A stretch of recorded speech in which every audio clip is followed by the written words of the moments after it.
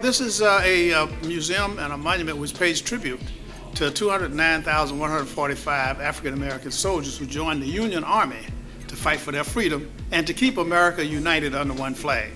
You know, I don't think people realize on a daily basis that if the South had won the Civil War, America would have been divided into two countries, one slave and one free.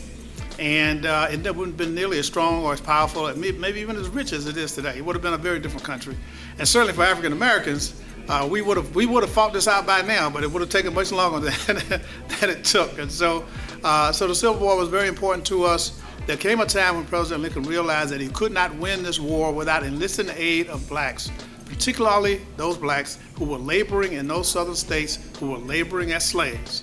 And so this monument is a tribute to African Americans, about 150,000 of whom were enslaved when this war started.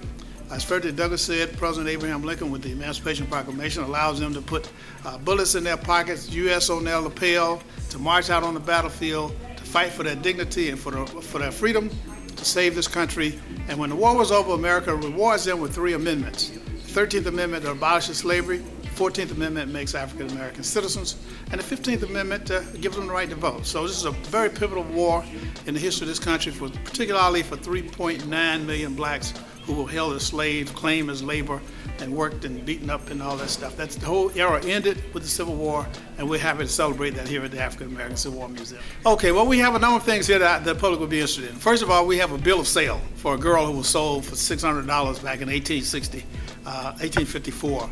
Slavery was about the buying and selling of human beings. You could buy and sell, trade, win them in poker games, lose them in poker games, will them to your children as birthday presents or as wedding presents. And so African Americans basically had no rights. The 3.9 million people that I'm talking about here were enslaved when this war started. So we have a bill of sale for one of those girls here that was sold for $600. We have one for a woman who was sold for $1,000. Now, if you take a slave population that's valued at $1,000 per slave, and you got 3.9 million slaves, you're talking about almost $4 billion. That's billion with a B. 1860 money. So what would that be worth today? Trillions of dollars. So slavery was never going to end without a war. We're very proud to say that for the first time now, for 150 years, America has finally paid tribute to these soldiers who fought for their freedom, saved America from being divided into two countries, and helped carry this flag across the United States.